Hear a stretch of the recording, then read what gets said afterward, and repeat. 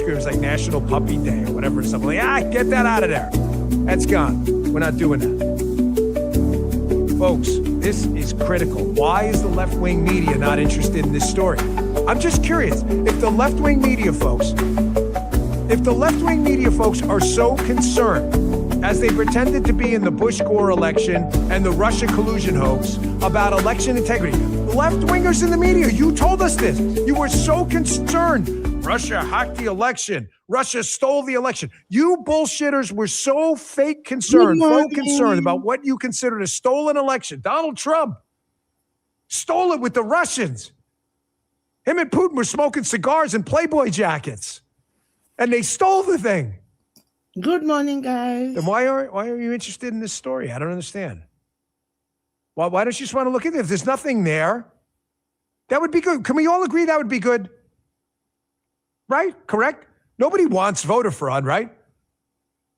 If everything gets looked into and this FBI investigation and the grand jury subpoenas and all of the information portfolio that comes back indicates that fraud maybe was small but not decisive enough to change the result, okay, great.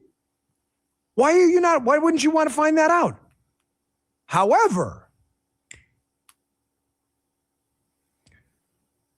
if this righteous investigation turns up evidence of voter fraud on a bigger scale than the left-wing media now pretends to put a gloss on otherwise, then that's the story of the century, isn't it? Folks, we have to. I got Buck Sexton coming up later as a guest, a great friend of mine. We talk about this, election integrity and faith in institutions. Folks, I'm just telling you, we are at a dangerous point in our country where people have faith in no institution at all anymore, and the left-wingers did this. Can't go on like that, folks. The Constitution only matters if there's fidelity to it. We are in a really bad spot. And I'll tell you what, I'm not going to be a part of it. I'm going to be part of the freaking solution, man. Because we don't have anything left but anarchy if we can't trust anyone ever. And then what's the point of winning elections? They did this. Now, you're seeing it now, of course, with what's going on in Iran. This has been a tremendously successful military operation, barely a week old by any metric. The decapitation of Death to America leadership and the Mullah class, the destruction of their Navy, the destruction of their ballistic missile capabilities, the destruction of their nuclear pipeline, drone capacity, military facilities, their destruction of infrastructure necessary to fund their war. There is not a single measure. This has not been a military success. It's a week old. Of course, you got the doomers out there and the left-wing media already hoping and praying the Iranians don't give up. You almost see them cheering on the left-wingers and the liberals in the media. You see them constantly cheering on the Iranians out there like, hey, man, don't give up. Eventually, oil prices will go up enough and the Trump will give up. These are our own freaking people. Our own people. You know what, guys? I want to go a little out of order here. Listen, Bill O'Reilly and I have the best relationship, okay? We used to, but whatever. I don't care. I'm trying not to get into, like, personalities unless we really need to. However, he had a pretty good point. I was going to bring this up later in the show. But here's Bill O'Reilly on one of his segments saying exactly this, like, this is the craziest freaking thing I've ever seen. Like, are the left-wing media people and the liberals actually cheering on the Death to America crowd that would freaking nuke us tomorrow if they had the opportunity? Check this out. If you can believe it, there are Americans rooting against their own country in the Iranian military action situation. I am just flabbergasted, word of the day, that you can be an American citizen and hate the president so much that you root for killers to, I don't know about defeat, but to stalemate your own country. I don't get it either. To the liberal media folks out there and the doomer class trying to manufacture division inside of our own tent, do you understand the threat we're dealing with right now? The threat we're dealing with, you have nation states on one end, like Iran, North Korea, and others. that if they had the opportunity to destroy us and felt like they could even mildly preserve their regime, they would do it. You then have organized terror groups, AQAP, ISIS. You have groups in Maghreb, Sahel. You have a whole bunch of groups over there in the Middle East, in Africa, metastasizing into other countries. You have these cells that, despite our best efforts, have remained persistent, but neutered to an extent, okay? And then you have self-radicalized individual actors, which we saw in the incident this weekend up in New York. Folks, that is a co-equal threat. Now, the only reason I bring this up is because President Trump and his national security team understands that this third threat, again, nation states, terror cells, although sometimes interrelated, and then you have self-radicalized, what it was, the lone wolves. So not really lone wolves, but you get the point. They go and they see propaganda material on the internet, and they go and do something freaking crazy, like this suspect in the case up in New York throwing the TATP explosive at Jake Lang's group up there in New York City, if you missed it this weekend. These self-radicalized actors are getting this agitprop propaganda material that drives them crazy enough to become murderers and terrorists and scumbags. They're getting it from a lot of these nations. Look at this crazy freaking lunatic. Check this out. Look at this. If you guys see this, if you're watching on Apple and Spotify, this is actual video. This is how nuts these people. How the hell did this guy think he was going to get away? Look at this guy. There's like 20 cops around him. By the way, that one cop, man, he moved over that bike rack fast. You see that? Watch that guy. Man, good for him. You know how freaking crazy you have to be?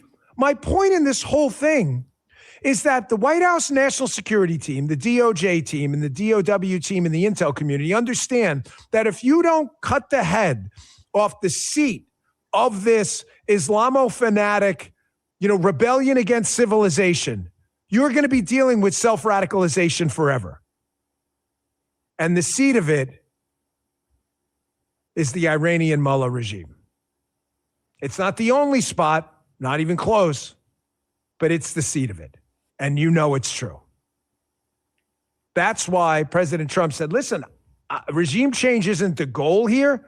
However, we are going to kill the Death to America crowd because they have caused this problem, that problem, that problem. Regime change isn't the goal. Taking out proxy groups, the ballistic missile capabilities, the Navy, they've already stated the goals. Because there's always going to be some other lunatic to fill in at some point. Then they're going to take them out too. But they're not going to let basically the University of Terrorism still continue to exist to pump out professors all over the world and interns. They're not going to let it happen. Guys, please like the video. Thank you. Folks, you got to cut off the head. Caroline Leavitt gave a press briefer on, was it Friday or so? And she was talking about how it's incredible how the liberal media is joined with this group of doomers that want to stop this right now. We're only a week in. It's not going to be a forever war. It's not forever. It's a freaking week. President Trump has spoken out vocally against what they call forever wars. He ran against that. He also ran on saying, listen, I'm going to bomb the shit out of these people, his words, if they continue to threaten us with the acquiring nuclear weapons and, quote, death to America. Seems pretty reasonable, no? So Caroline Leavitt was asked a question about the fake MAGA civil war, and I'll ask Buck Sexton about it later, too. Yeah, I guess later. And she makes the point I've been trying to tell you guys. That's why I opened the show with the Just a News article from the Nothing is Happening crowd and all these other bullshitters constantly trying to shred the movement from inside the tent. Folks, I'm not going to tell you X isn't real life Twitter because there are real life people on there. I'm telling you it is not a real approximation of how people in the real world feel. I'm out in the real world all the time. I've yet to have a single person come up to me and talk about the stuff you think is nuclear on X at all. At all. Zero exaggeration in that. It's everywhere, except it's not. Here's Caroline Leavitt on exactly this. I would just remind people X is not real life.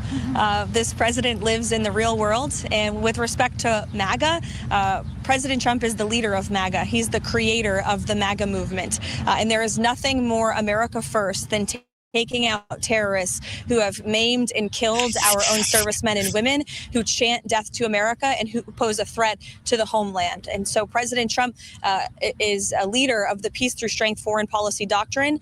He attempted peace through diplomacy exhaustively and extensively with the rogue Iranian regime. And so they have been struck with the strength and the sheer might and will of the United States Armed Forces. And President Trump has proven he's a man of his word. Folks, we have to cut off the head of this snake, or else you're going to have essentially the Harvard, Princeton University of terrorism over with the Iranian Mullah regime, again, pumping out professors, interns, and students left and right. You take the head of the snake off, and eventually the body's going to die. I'm sorry, like liberal media folks and others they're trying to co-opt into their movement are missing this grand strategy because it's right in front of your freaking face. The self-radicalization lone wolf problem is huge. You've got to cut off the pipeline of agitation propaganda material. And of course, the media is more than happy to play into this. Did you see this tweet this weekend by NBC?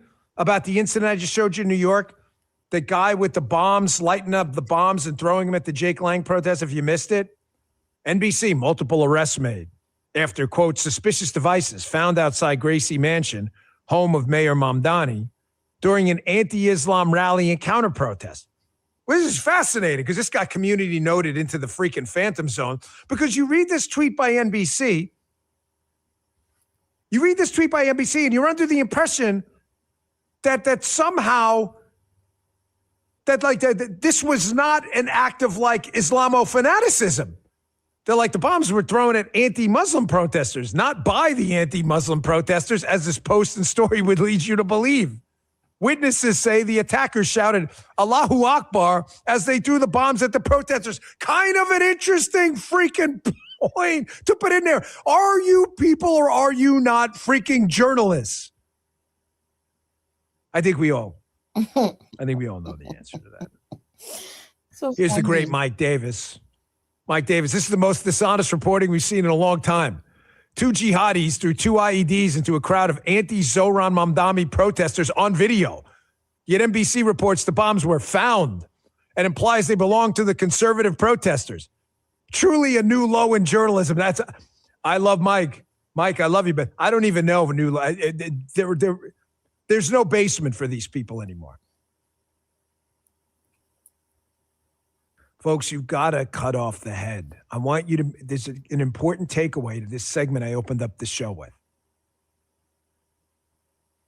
We have nation state problems. North Korea, Iran, obviously China, Russia.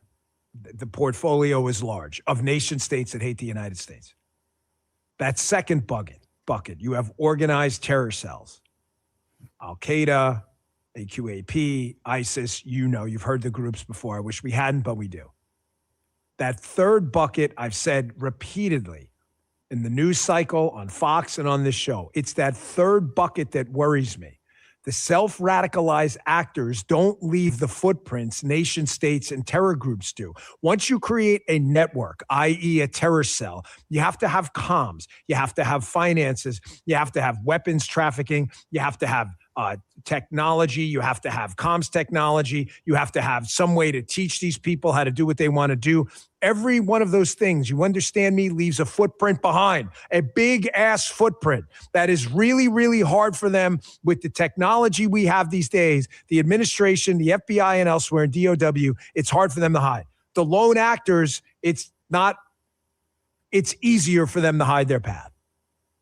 That's why you have to cut off the university system, the central like brain trust. The Trump administration isn't stupid. Folks, I saw this clip this weekend where Secretary of War Pete Hegseth addressed this on 60 Minutes. He addresses a number of different things, how nation states work together against the interests of the United States. But he also addresses something on intelligence and the gathering of intelligence.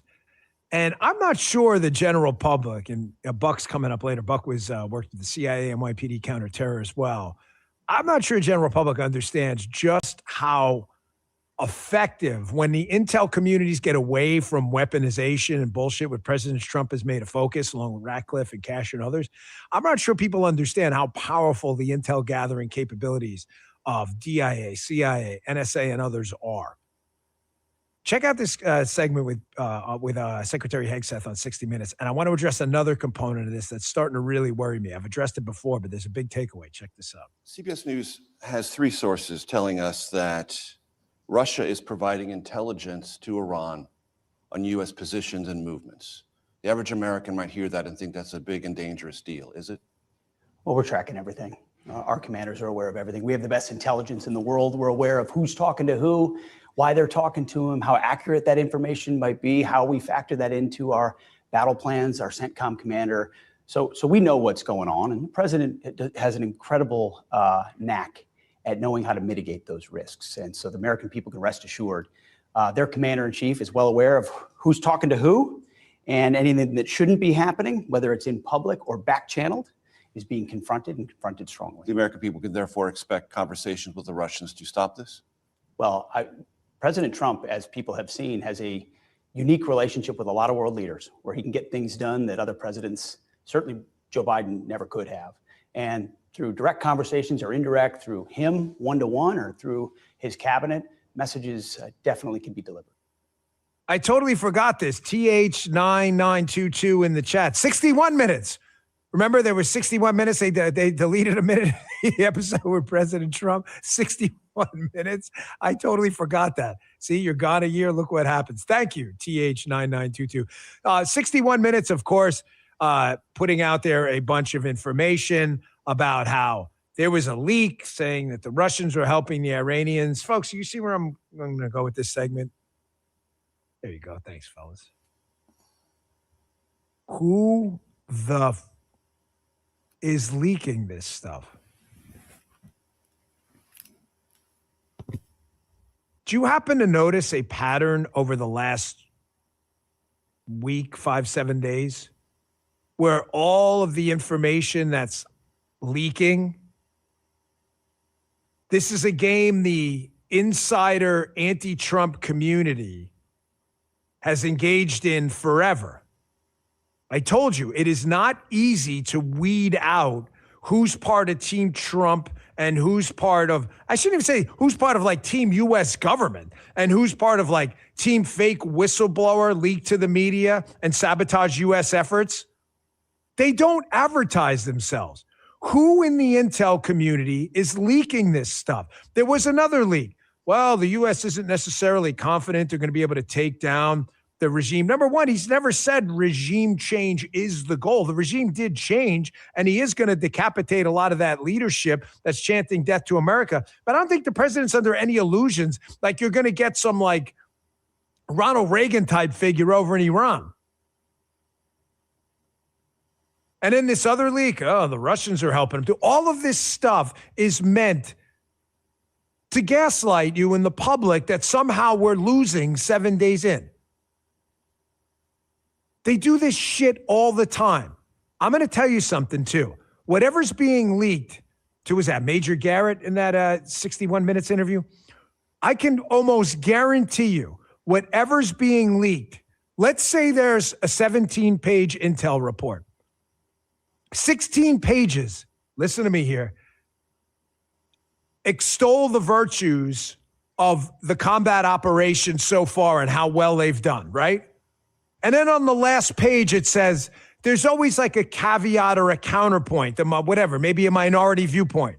And they'll say, hey, listen, you know, there's a possibility that the regime stays in charge and all this other stuff. What the leakers always do is they leak the minority viewpoint, if it is one, and then they make it out like it's the majority of the intel community does it. And Major Garrett's never going to see the report. Folks, they do this shit all the time. I saw it on the inside. You read about something in a newspaper, and I would pop open at the brief every morning, the intel brief.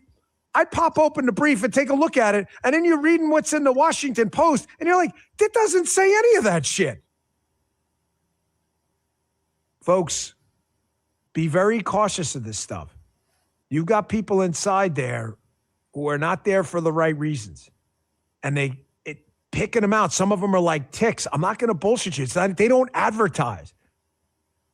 That's why you see the use of polygraphs and other material. It is not, given this expansive intel bureaucracy, you still got stuff like this going on. I'm going to take a quick break, and I want to get to two critical things right now. Two critical things we are succeeding at. I want to show you again some show your ass theory stuff. How the left, I mean, my gosh, between James Carville, this Jennifer Welch lady, they're just, at this point, they're just outright cheering for the other side, as you heard Bill O'Reilly say earlier in that clip. They just, at this point, just say, like, you'd rather the Iranian mullahs reconstitute themselves, build a nuclear weapon, and freaking bomb us. Like, just say it at this point. We would hate you, but we'd at least respect your bullshit honesty. Freaking frustrating. Two critical things I want to address coming up next. Financing, drone capacity, really important. Quick, and we're going to get to that. Hey, this last year, your eyes may have been open to a lot of things. But there was one thing that many found particularly disturbing, and that's a lot of the infighting going on. I bring this up all the time. We agree on freedom of speech, the right to life, the Second Amendment, and supporting the... Guys, he's reading his commercial. I just wanted to say hi, good morning. Please like and subscribe. Let our likes go up so that we can be recommended and share. And please, if you have any negativity in the chat, you're gonna get blocked, okay? I watch politics every morning for about 50 minutes, okay? So good morning, everyone. Let's try the military and our first responders. A lot of the members enjoy priority service with the same or better quality service. Your phone or upgrade. Go to patriotmobile.com/Dan. Get a free month of service with the offer code Dan. Patriot Mobile's been fighting for things we believe in for over a decade. Let's thank them by making the switch today. It's a great company, great service too. patriotmobile.com/Dan. That's patriotmobile.com/Dan. Thank you, Patriot Mobile. We appreciate it. So, two critical things we're succeeding at, and we absolutely must destroy. Outside of, obviously, the death to America mullahs and their nuclear nuclear capabilities. One, their financing pipeline. No money, no power, no war machine. A war machine needs power. Power requires money. You don't have money, you don't have power. You don't have power, you don't have a war machine. You don't have a war machine. You don't have a war machine without power. You don't have power without money. Get to that in a second. And second, their drone building capacity, folks. I've addressed this ad nauseum. I know you're probably tired of it. So were the FBI guys after a year when I drove them crazy about drones every single day. I was like, drones, the new threat. But here's President Trump. This is a clip on CNN. It's actually, was it Dana Bash or something? She had a conversation with President Trump. And President Trump brings up something to her critical. You cannot fund a war without funds. And one of the epicenters of this funding has been some Middle Eastern countries who have been hesitant to dry it up. Well, this is the good news you're not going to hear about. The only reason you hear about it is on CNN is because they got an interview with him and they had to say what he said. Check this out. Also asked about the Gulf countries being hit. He said they're doing unbelievable and they're fighting. Meaning Iran, made a terrible mistake when they attacked them. The UAE is freezing the assets, and they have the assets, all of them, and they got hit enough where they were going to freeze them. They're brave people. Again, you wouldn't hear this on CNN if they didn't get a direct interview with President Trump and they didn't have to report on exactly what he said. This is important. Muy importante. You got to dry up the money supply. It's another piece of good news that finally some of these Middle Eastern countries are starting to see that there is no future in allowing the Iranians to conduct illicit, sometimes overt, sometimes covert financial activity in your country. Critical. Second, you got to destroy their drone capacity. You know why. The threat from the skies is very unique. It's also cheap. Folks, we have a whole bunch. Look at this. Did you see? I pulled a bunch of voiceover material for you. Did you see this? This was the Iranians. Look, we've got this ship out in the sea, and it launches a bunch of drones, and we're going to go and screw with you guys and kill people and murder people with our drones. Look at that. They advertised it. Look how great this is. Elevated off-ramp. Boom. There goes one of the drones. And oh, what is that? What is that? Oh, that's the drone. Okay, that's the drone. Thank you, Justin. Of course, that's the drone ship, and now unclassified DOW video, the drone ship being destroyed. Okay. Did you see this other video? They have now figured out a really excellent use of the Apache helicopters. I believe this is UAE footage here, taking out drones in the sky, obviously with rounds, instead of what appears to be, expensive, Patriot THAAD type missiles, which cost a whole lot of money. So listen, whatever we can do, the drone threat is very real, but there you go. If you can blow them out of the sky, just take them out of the sky and take them out of the sky as cheap as we can. I don't know if you saw this video again this weekend, trying to pull a variety of different video to show you where we stand, but also drone defense for fixed objects like buildings, which you obviously can't move. They're not a moving target. They are a ripe target for drone attacks. Here is one of our diplomatic facilities in Saudi activating a CRAM system. I want you to listen to this. You'll see the machine gun fire from the roof. Wow. Not sure drones are now. I mean, obviously it's going to have a problem against, you got to, replenish the magazine against drone swarms, but against kind of isolated attacks, I wouldn't want to be on the other side of that. So the technology is developing. Yeah, check this out again. Wait, let's listen to the sound of this. If you're listening on Apple Spoken, that's a lot of rounds getting sent down range right there. And then look at the technology advantage too. The Israelis, the IDF, and the U.S. military have. Look at this video that we see of their Iron Dome system, just absolutely destroying a lot of these threats, these incoming threats. Folks, the technology advantage we have is just light years ahead. I'm telling you, when I came back into government, I was stunned at how far the technology had leapt ahead of when I left, and even the technology and the protection and physical security space. It is light years ahead of where it was when I left back in 2011. Not perfect, obviously. However, light years ahead. Folks, if I were the Cuban regime, I would be very concerned right now. You've seen protests in Cuba as well. President Trump he's not screwing around. The finding out portion of the President Trump 47 presidency is here. Here's quickly part 2, just a brief soundbite of him, Dana Bash. She covers what President Trump told her about the Cuban regime. I don't think he's looking at, again, I say this I'm just what I've seen open source. I don't think he's looking at military action anytime soon. However, there's going to be increased pressure for them to get their shit together, as they'd say down south, right quick. Don't listen to me. Listen to what he told CNN. Check this out. He quickly turned to Cuba. He said, without being asked, Cuba is going to fall pretty soon, by the way, but Cuba is going to fall. They want to make a deal so badly. And I asked, how so? He said, they want to make a deal, so I'm going to put Marco over there, and we'll see how that works. But we're really focused on this one now, meaning Iran. We've got plenty of time on Cuba. That's like job number 20 for Secretary of State Rubio. Rubio's resume. Has there ever been a resume like this? If you read Rubio's resume, you'd be like, in sequence, that's impressive. Imagine, like, in one term you were Secretary of State, another term National Security Advisor, another term you were like envoy to Cuba. This is all the same term. This guy's resume. Can you imagine like the daily updates this guy has to do, right? He must have like a resume builder at home where he's constantly got to have someone change his resume.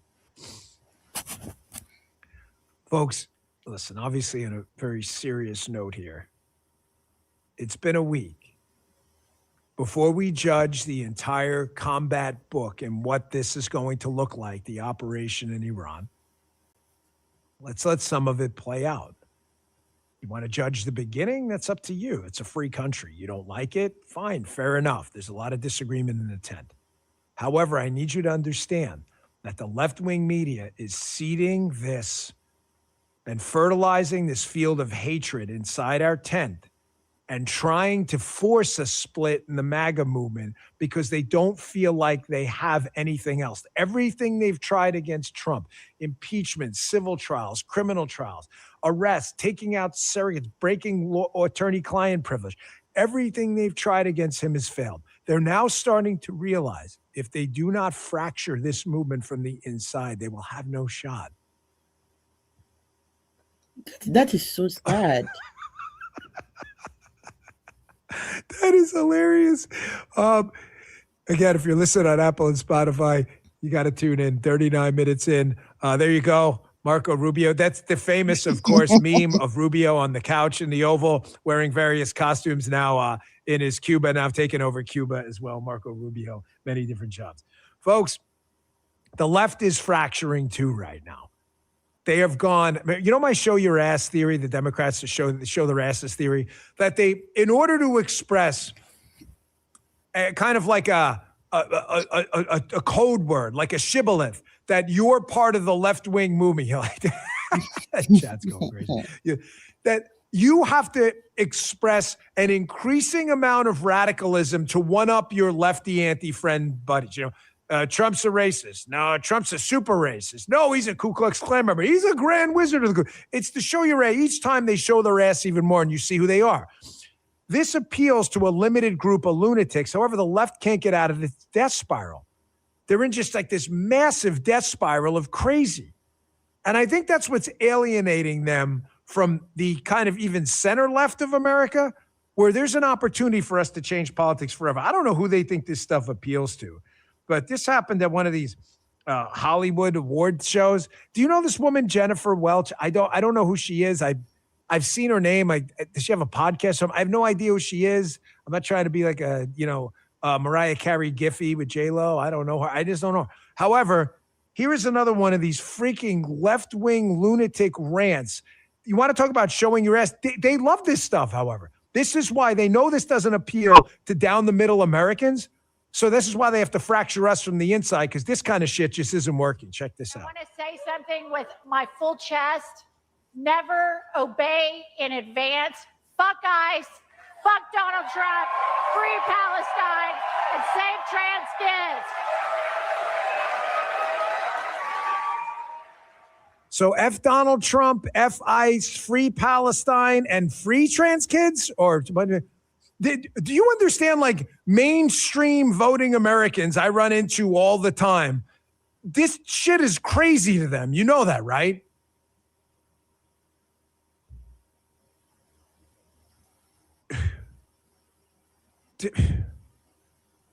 Before we, what's going on?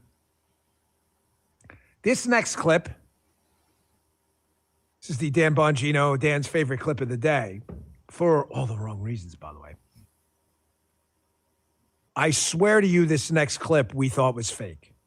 I mean, even after doing our intake homework, because when we have to process video and go through specific things and make sure it's real, you don't want to get burned. Once in a while, something slips through and you got to correct it later. It happens in the media business. We try to make it rare. We did all the checks, right, Justin? And Justin's like, I still can't believe this clip is real. That's where I was going with this. I would show you but I'm afraid his number's going to creep up. This next clip is so bananas that I actually had to text the congressman. He's my congressman who asked this question. And he's like, no, this is absolutely real. This is Congressman Brian Mast from Florida. He's actually my congressman. He's up at a Capitol Hill hearing, and he's doing a expose of like foreign NGOs and Biden-era money that went to support crazy shit overseas. You know what? This clip speaks for itself. Play the clip and tell me how this appeals to mainstream America. Quote, queering maps overseas with your tax dollars. Check this out. Queering the map. So I think we were trying to make the maps more gay. Literally, that's Well, how do you don't make a map know. more gay? I mean, especially Or with gay AI, at all? since the age of cartography, we've had pretty good maps, but maybe they weren't gay enough.